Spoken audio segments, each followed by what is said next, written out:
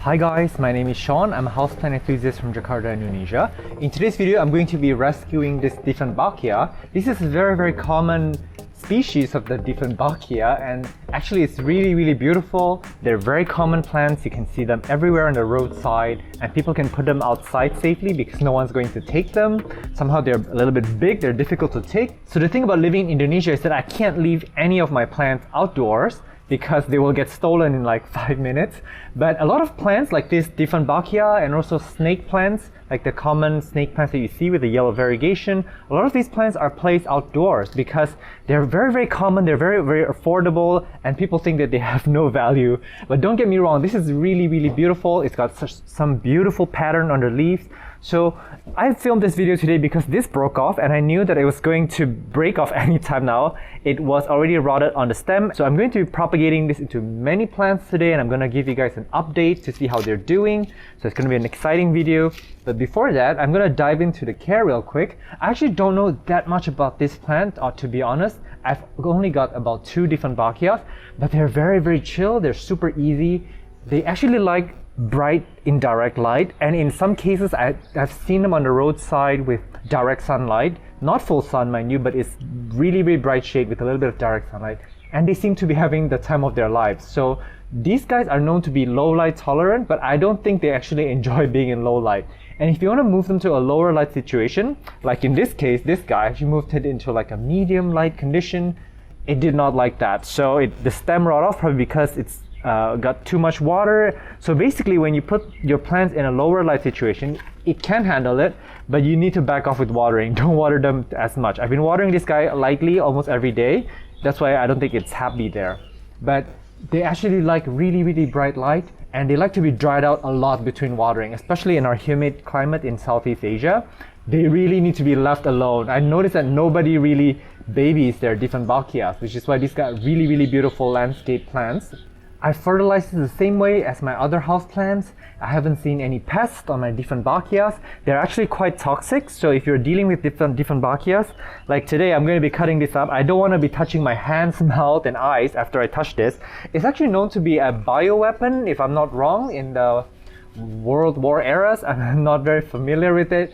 I may have to insert some caption if I Google something about the toxins, but they're very toxic to pets and children. So you have those running around your home, you might want to consider getting a different plant.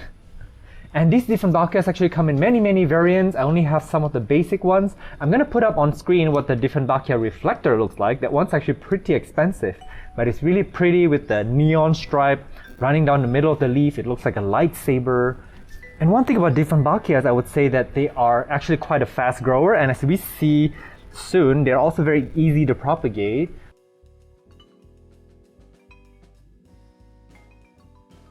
Okay, so let's get started. I actually have one more of these stems that is going to fall off soon, so I think I may actually do that too. Yeah, I'm gonna do both stems. But as you can see, here's the top portion. It's so big I can't really fit the whole plant on the screen. So what I'm going to do is I'm going to take this section right here. So I'm going to leave a few notes. By the way, this is my first time doing a Dieffenbachia, but I think this is quite similar to Aglaonimas, so I'm pretty confident. So I'm going to leave 1, 2, 3, maybe around this many nodes. I'm going to cut it. Cut it. That whole thing fell with a loud thud. That was not an elegant fall. Not at all. So I have a pot of general purpose potting mix here, and yes, a general purpose potting mix would be very good for them. But keep in mind, when you don't have many roots like this, you don't want to keep it too wet. You don't want to rot the plant. And I have a little bit of, what do you call this? Root up. This is rooting hormone. When I'm working with a big plant like this with very thick stem that is easy to rot, I would apply a little bit of rooting hormone. But for like your aeroids and stuff, I don't generally put rooting hormone on those. So why not just put it on the wound? Some people leave this to callus over for like a day or so. Maybe that's advisable, but you know what? I'm gonna do this because I've got a million things to do. This literally came out of nowhere. My dad ran to me. He's like, you know, your plant fell off. So I literally stopped what I was doing to do this, and I have to get back to it soon. So yeah, I need to get this wet actually, because this is going to flop over. So I'm gonna just water this. Sorry, and yeah, if I let this go, it's just gonna fall over.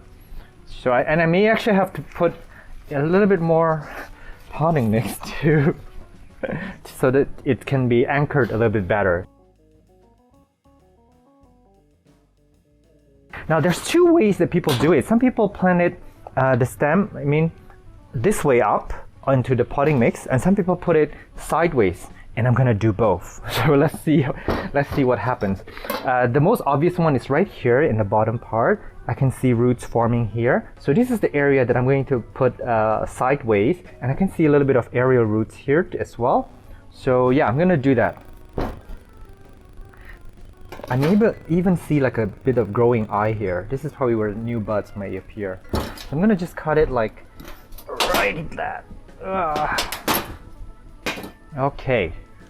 So yeah, that's too long. So I'm going to break this down a bit. Some people do it per node, like they would just cut like between the nodes, but I don't know. I'm just going to cut this in half and see what happens. I'm honestly still studying this plant, so there you go.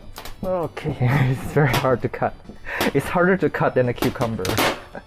Okay, there you go, this side down.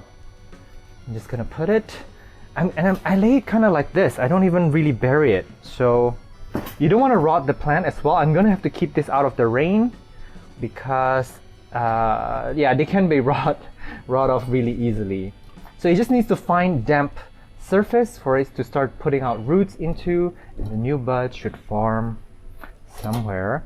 And then as we have that, I'm going to cut these up just like that. Actually, I should put rooting hormone on those. I forgot.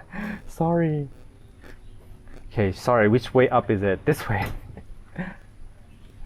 Yeah, I'm just gonna put it on both sides, I guess. I don't usually use this rooting hormone, by the way, so I'm just like winging it. I'm actually going to give this one a clear plastic pot so I can see some root port in case there is root port, in case if I don't kill this plant. Yeah, I think I'm all set. Done. Done.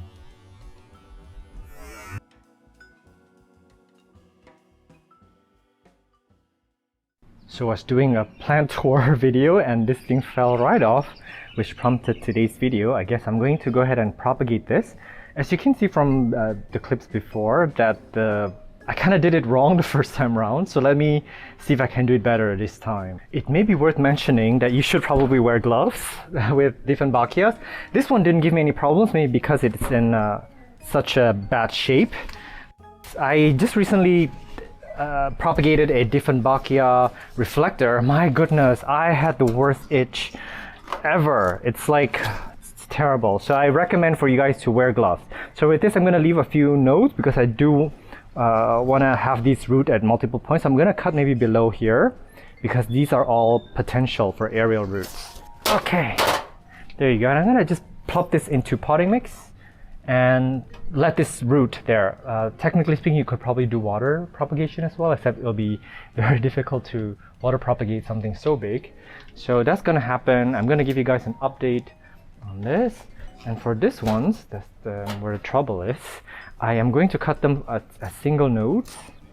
And hopefully this time I'm a little bit wiser than before. Yeah, so hang on, let me find the growing eyes.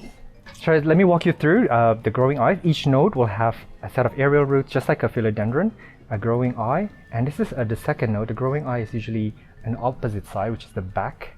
So it's this front, this is the back, and then here's the front again. So I want to make sure that I get single nodes from this. Let me try to make some cuts. This is what a cutting would look like, where you have the aerial roots that can form, and then this is the growing eye. So I want to put this side up onto the potting mix, and then hopefully this will grow into something. So I tend to overwater and this turn to mush, but let me see if I can be better at it. So yeah, I'm going to cut single nodes from this, and then I will show you what it looks like after. Alright, so this is done. I have two pots of these that I laid with the growing eye side up. And let's see how they root. And this is the top cutting. It's probably going to survive, but I'm going to do something that may disturb most of you guys. I'm gonna cut it. Cut some of the leaves. Here, in my experience, some of the lower leaves will yellow up and fall off anyways because there's not enough roots to support such a big plant. This is why it's better to just cut it off and let the plant focus all its energy into putting out new leaves and more roots. So I believe this is a good number. Some people may even cut it into just one, but let's see. I'm gonna give you guys an update on these, so I'll see you guys in a few months. That's actually the top cutting that we took. My dad kind of moved this plant here without asking me, but yeah, it's doing really well. And this is Josie's final resting ground, and that's Celia the Monstera. We buried her here. That's but yeah, look at her view. Josie's got a pretty good view, huh, for her final resting place. But yeah, anyways, there's that. So hopefully the other cuttings will do well because this is a beautiful plant. This is from our first batch, and this is just some Adansonia that is stick into the soil because I couldn't find a pot at the moment. But yeah, everything turned to mush. I think I didn't know what I was doing before. I didn't really do too much research, but this is from 3 months ago and everyone did really well. I have another pot of these, but then I think I left it at my dad's home, so I don't have it anymore. But as you can see, if you grow them out in this single nodes with the growing eye facing up, they do really well. They haven't really put out those variegation yet, but I believe they will come as the leaves mature. This is becoming pretty fast growing. I've been watching this from the corner of my eye because I do have like thousands of plants, but I did keep an eye out for this, and this is growing quite profusely. So what I'm going to do now is I'm actually going to pot this up. I'm going to separate this and I'm going to show you some roots and what to do with these guys, because you don't really want them to be like this forever, right? Alright, so let me take this off. It's a little bit of root action here, very pretty. I hope that this will, oh yeah, they fall right apart. Like a pre-cut pizza. Look at that, that's really cool. Yeah, so these guys, the anatomy is that they will continue putting out roots here, but these roots are coming from this stem here, but that is not the long-term, not the sustainable method of growing them, because what happens is that sometimes if you overwatered it, because this is such a thick and woody stem, this will turn to mush and then this will just rot off completely. So what you want to do is, as this plant grows bigger and older, they will put out their own roots on each node. So they will, it's kind of like a philodendron. So what I want to do now is I want to kind of plant this in a little bit deep, but at this time this is very crucial. Do not overwater this because, again, as I mentioned, if this portion rots off, the entire plant is gone. So I want to keep it lightly, or you know what, hang on, I have another idea. Hang on, let me show you what I have in mind. So I've actually been doing this for a lot of my plants. I completely forgot about it. But this is a really good way to grow plants like this. So what happened is that I just basically put a very shallow amount of potting mix so that the main stem here is not under the soil. It's not gonna rot. But what's going to happen is that as these leaves push out more and more, this branch pushes out more and more leaves, I'm just going to keep adding the soil until some of the nodes here will be under the soil, and then they can put out their own roots. So I'm going to migrate them slowly. I don't know if I'm making any sense, because I can't just keep them growing like this forever. So this is going to be a very easy way for me to just keep topping up soil in the future as this plant gets bigger. So yeah. Anyways, I'm just gonna finish up the rest. I guess I'm gonna close off this video. Thank you so much for watching this video. I am at Botanist on Instagram. If you want to DM me on any questions regarding plant care and propagations, I'll try my best to get back to you. Meanwhile, do take care and stay safe. I will see you in the next video. Bye.